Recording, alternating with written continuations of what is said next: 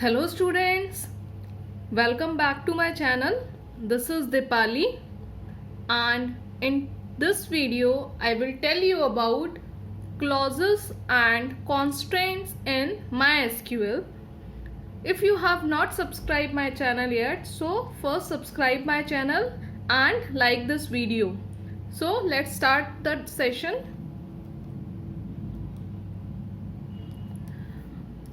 What is clause? In the English language also you might heard about the clauses, but here the clauses are different as compared to the English language. So a clause is just a logical chunk of a SQL statement and usually is a chunk that is optional. तो clause क्या है?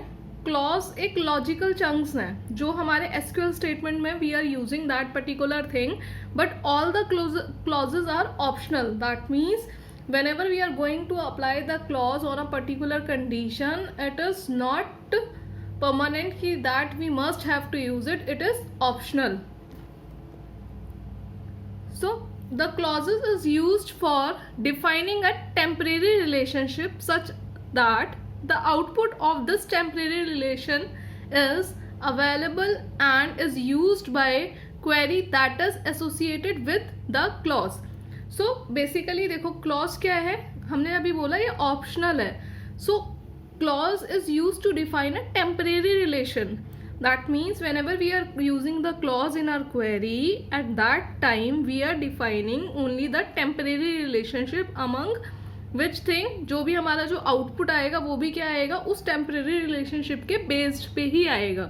ठीक है, जो भी उस clause से associated होगा. तो that means whenever we are going to get the output with the help of that particular clause, that is temporary. Fine. So there are different type of clauses. Now we are going to discuss all different type of clauses. Types of clauses are, see, where, from, distinct, having, order by, group by, like.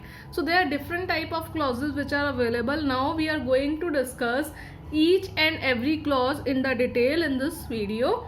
So let's start with the where clause. So what is where clause? The where clause specifies the search condition used to determine the data that will appear at the result table. Fine. That will appear basically in the result table. तो देखो where clause क्या करता है, where में हम condition लगाते हैं. ठीक है, कि जहाँ पर ये चीज़ मिले, particular चीज़ मिले, where you have to update that particular thing, या where you have to show that particular records. So the where clause is used to specify the rows you want to retrieve, कि हम किस तरीके से रोज को retrieve करना चाहते हैं. तो वेयर क्या करता है, कंडीशन इम्पोज करता है आपके सिंटेक्स पे. तो बेसिकली आप लिखते क्या हो, आपको जो भी सेलेक्ट करना है, जो भी करना है, पहले आप वो लिखोगे, then you will use the where clause, then you will specify your condition over here. Let's see this with the help of a particular example. So what is the example of where clause? See, I have taken one table over here. Wait, I am just going to get it zoom so that you will able to see it clearly. See, I guess it is clear. I have written select asterisk from student. That means I have seen all the records from the student table. Clear? Now what I want to do in this table, if you observe what all things are there, only two columns are there in the table. One is ID and one is name. Now when we are going to use the where clause, suppose I want to see the records or full details of the students, those who are having the ID 3. Fine. So what I will write, I will write select asterisk from student where ID equals to 3. Fine. Or what I want to see, I want to see the details of the students whose name is Vivek. So what I will going to mention, select asterisk from student. This star we used to pronounce asterisk in MySQL and in the programming language. Select asterisk from students where name is equal to Vivek. Fine. And Vivek, you will enclose within the single quotes or double quotes, because we used to take the strings in the single or double quotes. So see what I will write for that query. Select asterisk from student where ID equals to 3. So what it will do, it will give me the result of the student whose ID is 3. Clear? Let me zoom this once again so that you are able to see it properly. See what it is written. Select asterisk from student where ID equals to 3. So what it has done, it is giving you the result of the student whose ID is 3.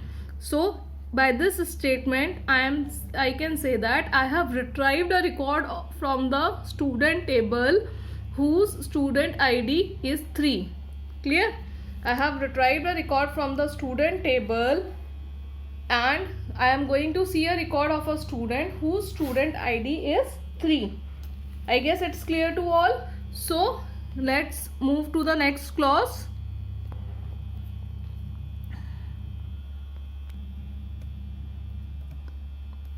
Next clause is from clause. From मतलब अब इसमें से हमें क्या निकालना है.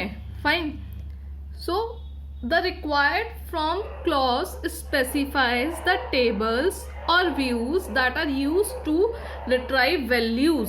तो हम फ्रॉम का यूज कब करते हैं, जब हमें किसी पर्टिकुलर टेबल में से कोई भी वैल्यू को हमें रिट्राइव करना होता है, मतलब रिकॉर्ड्स को फेच करके निकालना होता है. फाइन. सो सिंटेक्स क्या है फ्रॉम क्लॉज का.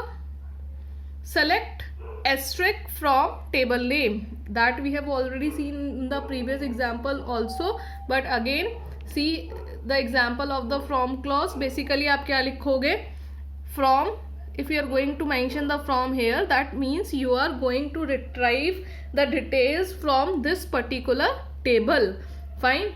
So from, why we are using the from clause? To retrieve the record from the particular table. Next clause is like clause. The like searches a character field to see if part of it's matching a string. Basically like clause करता क्या है, वो search करता है particular string के matching पे कि हम किस स्ट्रिंग को मैच कराना चाहते हैं.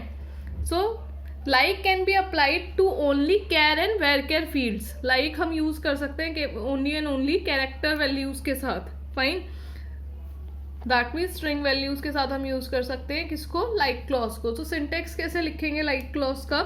select asterisk from whatever the table name you want to give over here, you can give it. That's why I have mentioned in this bracket.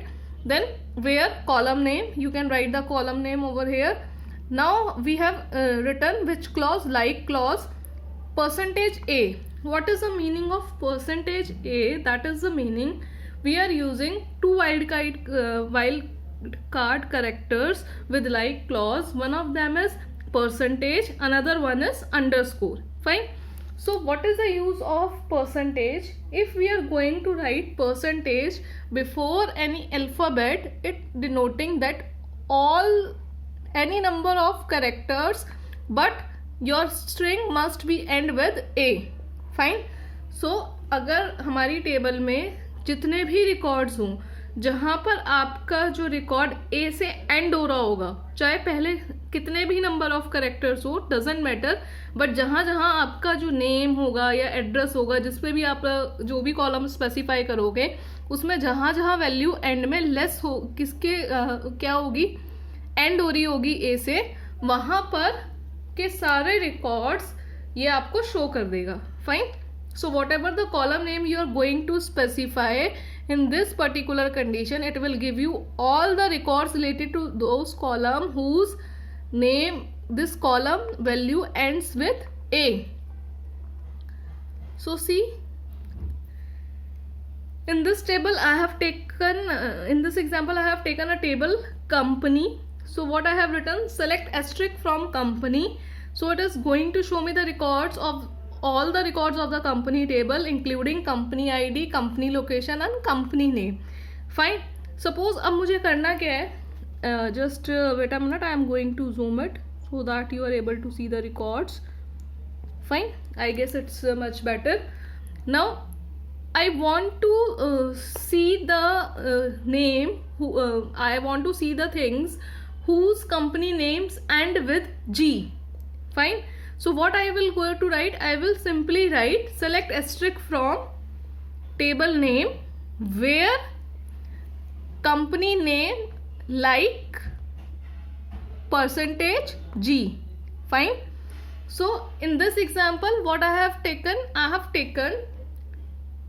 कि I want to see the records of all the company names whose company name starts with N. Fine, I want to say see the records whose company name starts with N. So in that particular thing what I have to do, I will write the query, same thing, select asterisk from company name, because I want to see all the records where I have to write the condition where company name like what, N%. N% means, as I told you, percentage alphabets means ends with percent, and percentage means starts with. If we are going to write the percentage after any character, that means the letters or the words must be start with that particular character. Fine, so यहाँ पर आपका जो भी record है वो किससे start होना चाहिए, N से स्टार्ट होना चाहिए. Fine, so if you will see over here, तो कंपनी नेम जहाँ जहाँ N से स्टार्ट थे वहाँ इसने वो रिकॉर्ड्स फैच करके दे दिए. देखो ऊपर कंपनी नेम, अगर आप देखोगे ऊपर वाली टेबल में, just see the full table, तो आपको कंपनी नेम में क्या दिखेगा, HP, Dell, Lenovo, Canon, Sony, Nikon, HTC, Nokia and Samsung. So हमें क्या रिकॉर्ड्स रिट्राइव करने हैं, जहाँ पे किससे स्टार्ट होता हो, N से स्टार्ट होता हो. तो N से कहाँ कहाँ पे स्टार्ट हो रहा है, Nikon and Nokia. So it has given you 2 records with all the details. अगर आपको कस्टमाइज करना है, आपको सिर्फ कंपनी लोकेशन एंड नेम देखना है, तो आप वो यहाँ पे स्पेसिफाई कर सकते हो. And we will also see all this thing in the MySQL practicals. Fine, right now I just want to make it clear how to write the syntax, so that's why I have made this video, so that all of you are familiar with all the clauses and the syntax of all the clauses. So let's move to the next clause. It is distinct clause. Basically, what is the use of distinct clause? It used to remove the duplicate values from the given thing. So distinct clause is used to remove duplicate records from the table and fetch only the unique records. Distinct का मतलब ही क्या होता है कि वो आपके जितने भी duplicate records होते हैं वो उसको remove कर देता है and they will give you only and only the unique records. That means if there are different addresses like Kheda Khurd, Kheda खला, शक्ति नगर, कमला नगर, Shastri Nagar, and if there is a repetition in any address, so it will give you only those addresses which are not going to repeat anywhere. Fine, let's see. In MySQL, the distinct clause does not ignore null values. So if you are using the distinct clause in your SQL statement, your result set will include null as a distinct value. ये देखो इसका मतलब क्या है, आप whenever you are going to insert the records in a table, sometime it used to happen you are not going to specify the particular value for the particular column. तो आप जब उसको लीव छोक कर देते हो तो वहाँ पर वो क्या करता है, null values लेता है. तो उस केस में क्या होता है, when they are going to enter the null value in the specified column, अगर आप डिस्टिंक्ट में कोई भी कॉलम यूज कर रहे हो, सपोज आपने नेम्स एंटर कर रखे हैं, टोटल 7 नेम्स हैं, ठीक है, 7 में से 5 नेम्स आपने फिल कर दिए बट 2 नल वैल्यूज हैं. तो जब आप डिस्टिंक्ट अप्लाई करोगे तो वहां पर आपको नल लिखा हुआ दिखाएगा कॉलम नेम में. क्यों दिखाएगा, बिकॉज डिस्टिंक्ट के अंदर नल वैल्यूज को वो इग्नोर नहीं करता, सिर्फ और सिर्फ डुप्लीकेट वैल्यूज को इग्नोर करता है. फाइन, तो कई बार ये क्वेश्चन पूछ लिया जाता है, so it's very important, remember this particular point. कई बार आपको एग्जामिनर क्या करता है, एक टेबल बना के दे देता है और उस टेबल में उसने सिंपली करा क्या होता है, आईडी लिखी हुई होती है और नेम्स लिखे हुए होते हैं और वो कह देता है मैंने डिस्टिंक्ट क्लॉज अप्लाई कर दिया, बताओ आउटपुट क्या आएगा. तो बच्चे क्या करते हैं, उसके आउटपुट के अंदर नल वैल्यूज को इंक्लूड नहीं करते, वो लिखते ही नहीं है कि नल भी आएगा, तो वहाँ पे क्वेश्चन क्या हो जाता है, गलत हो जाता है। तो ध्यान रखना कि एंड में नल वैल्यूज भी आएंगी अगर उस कॉलम में होंगी तो।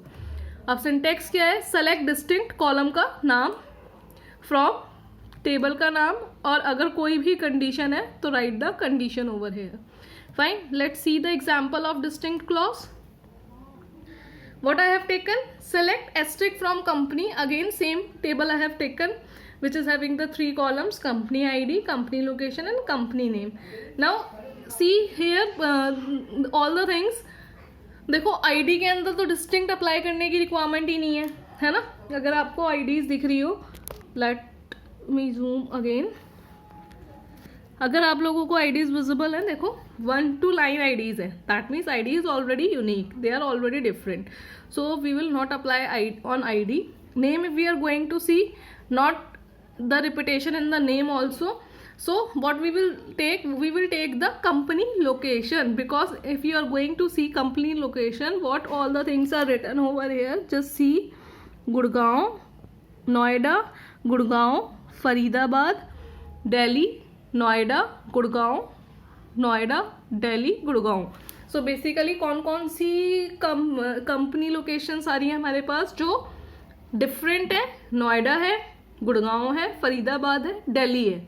फाइन, सो ये 4 चीज़ें हैं, इन्हीं को रिपीटेडली यूज़ करा हुआ है अलग अलग जगह कि HP कंपनी नोएडा में है, देन डेल कहाँ है, गुड़गांव में है, लेनोवो आपकी फरीदाबाद में है, कैनन आपकी दिल्ली में है, सोनी आपकी नोएडा में है, निकॉन आपकी वापस यहाँ है. तो डिफरेंट लोकेशन मेंशंस करी हुई हैं. तो हम बेसिकली अब क्या करेंगे, I want to see the records of all the company location which are different. So what I will write, select distinct company location from company, और सिंपल हमने क्या लिखा है, कंपनी लोकेशन. तो what it is going to give you, it will give you Noida, Gurgaon, Faridabad and Delhi, all 4 different rows only. Why? Because we have mentioned distinct clause with company location, we have written distinct clause with company location, and the use of distinct is it will remove all the duplicate record from which column, from company column. तो distinct जहाँ पर भी जिस भी column पे apply करना होगा, write the distincts and then after write the column name and then select the values from the particular table. Fine, so what distinct is done for you over here, it has removed all the duplicate values from the particular company location. Fine, now let's move to another clause which is order by clause. From the name it is clear, order. So that means in the order by clause we are going to arrange the data in a particular order. So let's see the particular definition. The order by clause determines the order of rows in the result table. So rows and column I guess clear है ना, जैसे हमारी एक table थी अभी, company, company ID, company name, company location, these are the columns, and rows जो भी आपकी वैल्यूज थी वो सारी क्या थी, वहाँ पे रोज थी. Clear? So order by clause, in the order by clause we are determining the order of the rows in a table. So data जो भी होता है rows में, in which order it is, either it is in the ascending order or descending order. Ascending order means from A to Z, descending means from Z to A. So syntax क्या है, select, जो भी आपको expression लिखना है, जो भी आपको query लिखनी है आप वो लिखेंगे. From which table, write the table name, where, condition, and then write order by, then the expression, then mention the order. ASC is used for the ascending order and DESC is used for the descending order. Fine. So basically in the order by clause we are arranging the data either in ascending order or descending order. By default your data is arranged in the ascending order with the help of order by clause. Fine. So now see the example of order by clause. Same table I have taken, the company table. Now I want to arrange the records in a particular order. So what I will do, I will simply write a query like I have written over here. Just see what I have written. Select asterisk from company order by company name ASC. ASC means ascending order. So that means I want to arrange all the record of the company table with company name column, and I want to arrange all the names of company name in the ascending order. मुझे simply क्या करना है, company name के जो particular column है उसके according ascending order के according उन रिकॉर्ड्स को अरेंज करना है. बिकॉज अगर आप अपनी टेबल देखोगे तो वहाँ पे क्या लिखा है, HP डेल इस टाइप से लिखा हुआ है. दैट मीन्स वो किस ऑर्डर में है, वो एक शफलिंग रिकॉर्ड्स है. ठीक है, कोई भी ऑर्डर मेंटेन नहीं है यहाँ पे. तो मुझे क्या करना है, इन रिकॉर्ड्स को असेंडिंग ऑर्डर में करना है. तो असेंडिंग ऑर्डर में करा तो जैसे मैंने रिजल्ट हाईलाइट भी कर रखा है, तो क्या आ रहा है, Canon, Dell, HP, HTC, Lenovo, Nikon, Nokia, Samsung, Sony. So alphabetically इसने क्या करा है, अरेंज करा है. अगर कोई भी आप नंबर कॉलम से लेते हैं, अगर आप ID मेंशन करते हैं तो ID मतलब न्यूमेरिकल असेंडिंग और डिसेंडिंग देगा. अगर हमें सेम सिनेरियो में उसको डिसेंडिंग ऑर्डर में करना होता तो what we are going to write, same thing, select asterisk from company order by company name, only ASC we will replace with DESC. DESC means descending order. तो उस case में वो क्या करता, पहले सोनी देता, फिर सैमसंग, फिर नोकिया, जो भी आपके रिकॉर्ड्स पहले आते, it will going to display in that particular order. Clear? I hope this example, the example, each and every clause is going to get clear in your mind. So just move to the next clause, that is group by clause. देखो नाम ही clear है, group करना. ठीक है, the group by clause is used to collect data from multiple records and group the result by one or more column.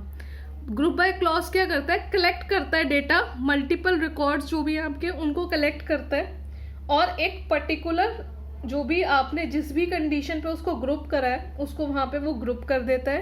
And वो जो भी आप ग्रुप कर रहे हो वो एक से ज़्यादा कॉलम्स भी हो सकते हैं. Fine.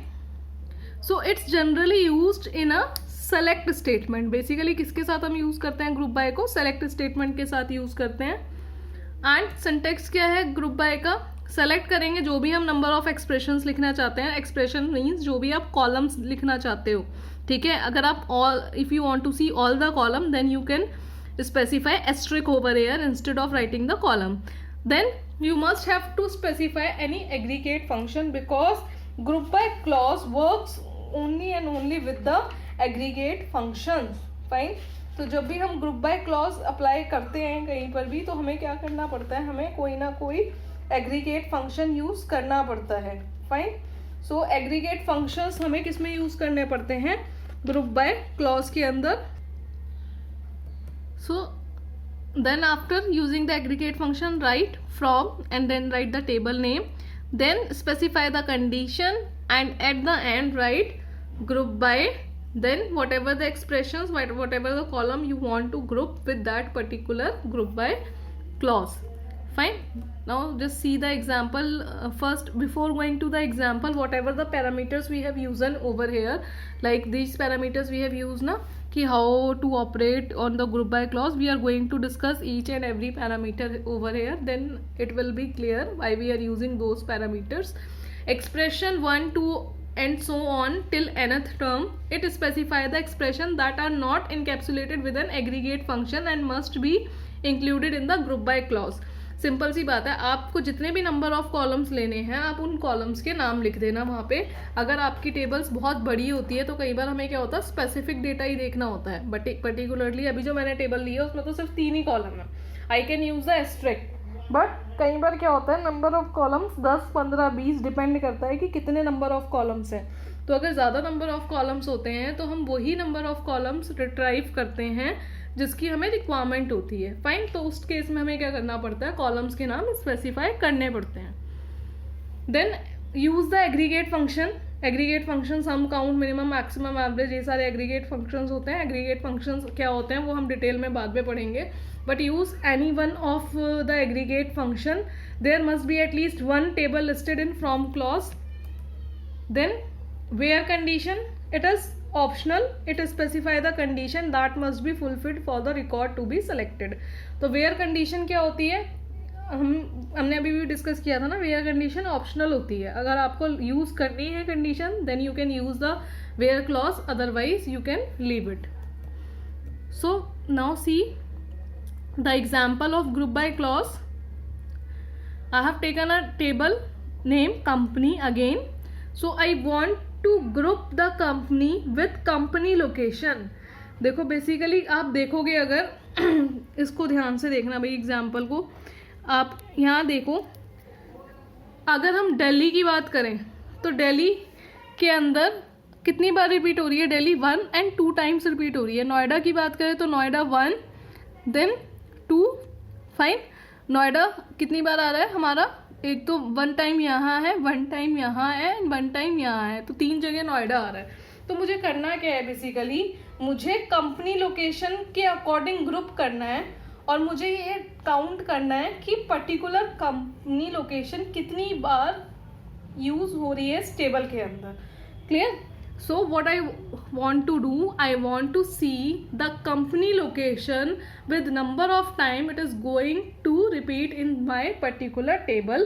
So for that what I have written select company location. Why company location? Because I want to see only and only the company location. देखो 3 कॉलम है ना यहाँ पे, company ID, company location, company name.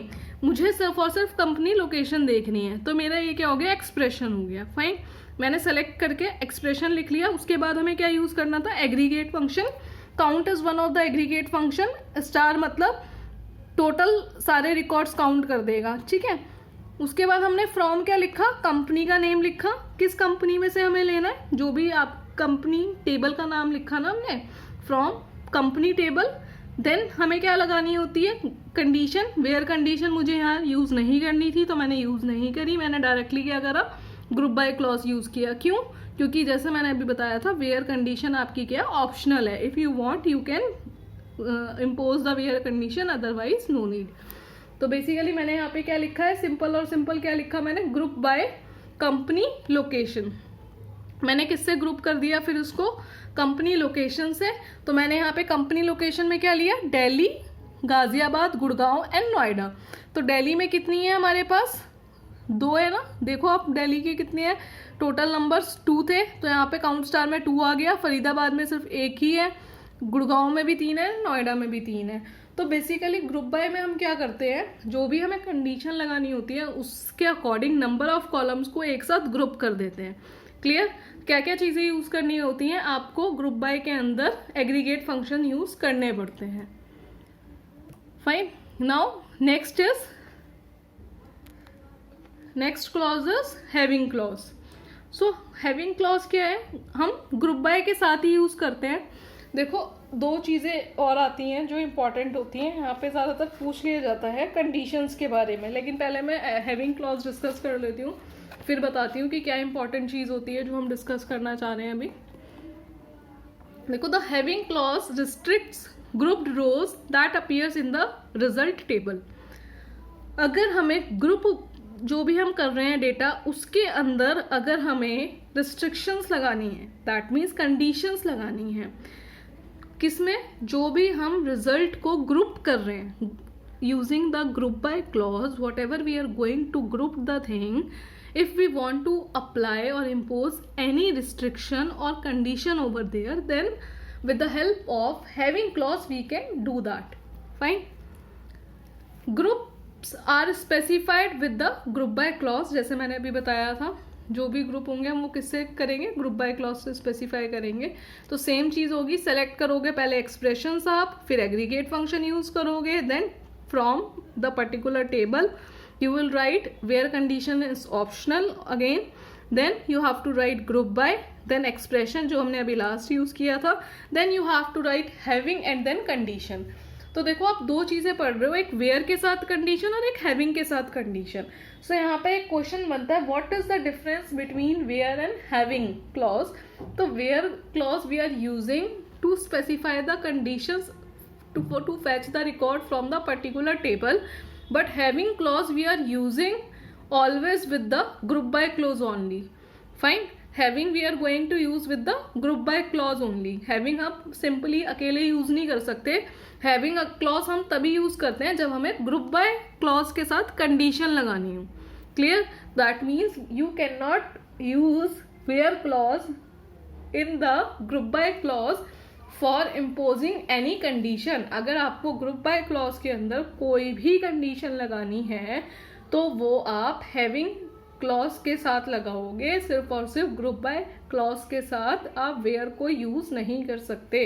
It will give you the syntax error. Fine. So now see the example of having clause.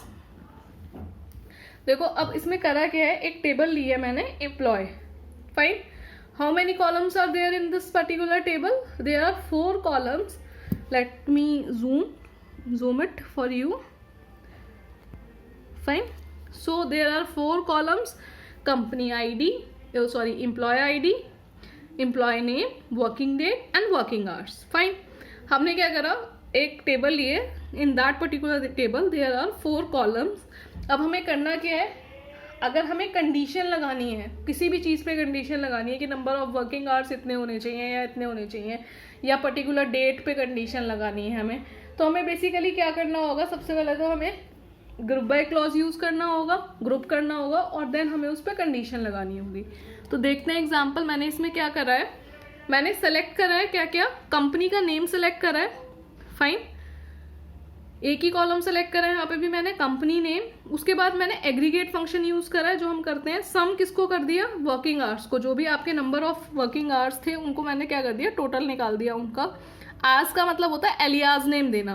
देखो आपने पीछे अगर notice करा होगा तो जब भी आप किसी कॉलम का नाम लेते हो, let me show you the previous example. देखो हमने जब यहाँ पर करा था हमने कोई आज यूज नहीं करा था, तो यहाँ पर जब रिजल्ट आ रहा था तो यहाँ पर उसने काउंट स्टार ही लिख दिया था. ठीक है, तो ये क्या है, कॉलम का नाम है. अगर मुझे इस कॉलम के नेम को किसी भी नेम से चेंज करना हो कि when you are going to display the record, तो यहाँ पे वो पर्टिकुलर कॉलम का नाम आना चाहिए, तो हम एज के थ्रू डिनोट कर देते हैं वो कॉलम का नाम. तो एज हमारा यूज होता है एलियाज नेम देने के लिए. ठीक है, again I am going to my that particular example. See मैंने यहाँ पे क्या करा है, एज के साथ टोटल वर्किंग आवर्स दे दिया. बिकॉज अगर मैंने ये नहीं दिया होता ना टोटल वर्किंग आवर, तो सिंपली कुछ भी नहीं होता. यहाँ पे जो टोटल वर्किंग आवर लिखा हुआ है इसकी जगह ये लिखा हुआ आ जाता सम वर्किंग आवर. ठीक है, तो जो भी फंक्शन होता है बेसिकली वो यहाँ पर कॉलम नेम के अंदर वो शो कर देता है. अगर आप कॉलम के एलियाज नेम यूज नहीं करते हो तो बेटर रहता है आप कॉलम के एलियाज नेम यूज करो. तो जो उससे क्या होता है, जो आपका आउटपुट आता है वो एक अच्छे फॉर्मेट में आता है. ठीक है, सो इट्स लुकिंग नाइस कि हम क्या देखना चाह रहे हैं, टोटल वर्किंग आवर्स देखना चाह रहे हैं. ठीक है, तो एज का काम क्या होता है, कॉलम का एलियाज नेम देना. Clear? From then you will write the table name. Then group किससे करोगे आप, EMP नेम से. मैंने यहाँ पर क्या करा है, इसको ग्रुप कर दिया है एम्प्लॉय नेम से. तो जहाँ जहाँ एम्प्लॉय के नेम सेम थे, देखो अगर आपने टेबल में नोटिस करा हो तो यहाँ पे एम्प्लॉय के नेम जो थे वो सेम थे. क्यों? क्योंकि डेट वाइज हम ये देख रहे हैं किस एम्प्लॉय ने इस पर्टिकुलर डेट पे कितना काम किया है. ठीक है, तो एम्प्लॉय के नेम के अकॉर्डिंग हमने ग्रुप करा और हमने क्या कंडीशन लगाई, हैविंग सम. जहाँ सम क्या हो, वर्किंग आवर्स जहाँ ग्रेटर हो 5 से.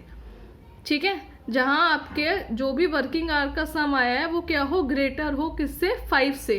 तो इसमें होगा क्या, बेसिकली ध्यान से समझना बेटा. अजीत कहाँ पे है, देखो अजीत फर्स्ट तो यहाँ पे है. अजीत के वर्किंग आवर्स कितने हैं, 12. ठीक है, 12 लिख लो. देन अजीत कहाँ पे है, अजीत यहाँ पे है. अजीत के वर्किंग आवर्स वापस कितने हैं, 12. देन अजीत यहाँ पे, अजीत के वर्किंग आवर्स कितने हैं, 12. तो 12 + 12 + 12 टोटल इज 36. अब वो क्या करेगा, सम में आपने क्या करा था, नंबर ऑफ वर्किंग आवर्स निकाले थे, तो ये क्या करेगा, हर एक पर्सन के नाम के अकॉर्डिंग, जैसे इसने पहले अजीत उठाया, अजीत के सारे वर्किंग आवर्स प्लस करे, क्या आ गया 36. फिर अयान उठाते हैं, अयान के वर्किंग आवर्स कितने हैं, 10. देन अयान के वर्किंग आवर्स कितने हैं, 10. तो अयान के 2 ही वर्किंग आवर्स है, 10 + 10 क्या होता है हमारा, 20 होता है. क्लियर? देन हमारा क्या आता है, मिलन. मिलन को लेते हैं हम, मिलन के 9 है. देन मिलन कहीं और भी आ रहा है, हाँ आ रहा है वापस. इसके वर्किंग आवर्स कितने हैं, 9. और एक और बार आ रहा है तब भी इसके कितने हैं, 9. तो 9 + 9 + 9 that will equals to 27. Then we are going to calculate the working hours of Ruchi. Ruchi के वर्किंग आवर्स कितने, 6 एंड अगेन क्या है 6 + 6 12. तो देखो हमारी कंडीशन हमने क्या लगाई है, इस केस में इसने क्या करा, यहाँ तक हमने करा था सम वर्किंग आवर्स, ठीक है, नेम सेलेक्ट करे, वर्किंग आवर्स को सम करा और कैसे लिख दिया टोटल. किस टेबल में से, एम्प्लॉय टेबल में से. ग्रुप करना था एम्प्लॉय नेम से. इतना काम हमने कर लिया, एम्प्लॉय नेम के अकॉर्डिंग इन सारी चीज़ों को ग्रुप कर दिया. अब कंडीशन क्या लगानी है, जहाँ पर सम जो है वर्किंग आवर्स का वो 5 से ग्रेटर हो. फाइन, कंडीशन क्या लगानी है, जो वर्किंग आवर्स का सम क्या हो 5 से ग्रेटर हो. तो हम ये हमारे पास जितने भी सम आए हैं, देखो बेटा वो किससे ग्रेटर है, वो सारे 5 से ग्रेटर है, तो इसने सारे दिखा दिए. बट वहाँ पे अगर मैंने क्या कंडीशन लगाई होती कि अगर वो ग्रेटर हो 20 से, किससे ग्रेटर हो 20 से, तो कौन कौन से रिकॉर्ड आते, तब सिर्फ अजीत का और मिलन का रिकॉर्ड आता. बिकॉज अयान और जो रुचि है उसका जो टोटल वर्किंग आवर्स थे वो किससे लेस थे, वो 20 से ग्रेटर नहीं होते. किस कंडीशन में, if I will right 20 instead of 5 over here. अगर मैं यहाँ 5 की जगह 20 कर दूं तो क्या आएगा, सिर्फ अजीत और मिलन के रिकॉर्ड आएंगे, क्योंकि अब मैंने कंडीशन में क्या मेंशन कर दिया, जहां पर इसके नंबर ऑफ वर्किंग आवर्स किससे ग्रेटर है, 20 से ग्रेटर है. Fine fine. अगर वहीं पे मैंने लेस देन करा होता, तो जो भी अगर इसी कंडीशन में मैंने करा होता लेस देन 5, तो क्या आता, एम्प्टी सेट आ जाता. क्यों, एरर नहीं होता, नंबर ऑफ आवर्स और उसने सब कुछ टोटल करा होता. बट ऐसा कोई भी नहीं है जिसके वर्किंग आवर्स लेस देन 5 होते. उस केस में मुझे क्या कर देता, एम्प्टी सेट दे देता. इन सब के हम एग्जाम्पल MySQL में जब हम करेंगे ना तब भी देखेंगे. बट अभी बस इतना ही. एंड ये वीडियो थोड़ी लॉन्ग हो जाएगी अगर मैंने इसके अंदर आपके कॉन्स्ट्रेंट्स भी डिस्कस करे. अगर मैंने बेटा इसमें, जैसे अभी मैंने बताया, अगर मैंने इसमें कॉन्स्ट्रेंट डिस्कस करे तो ये वीडियो बहुत ज़्यादा लॉन्ग हो जाएगी. So for the constraint then I will make the another video, fine, for demonstrating what are the constraints. So in this video I have covered only and only the clauses. Fine. So watch this video again and again. If you are having any doubt, write the comment in the comment section and like this video and share with your friends. And again, if you have not subscribed my channel, so subscribe my channel right now. Okay, thank you for watching. Have a nice day ahead.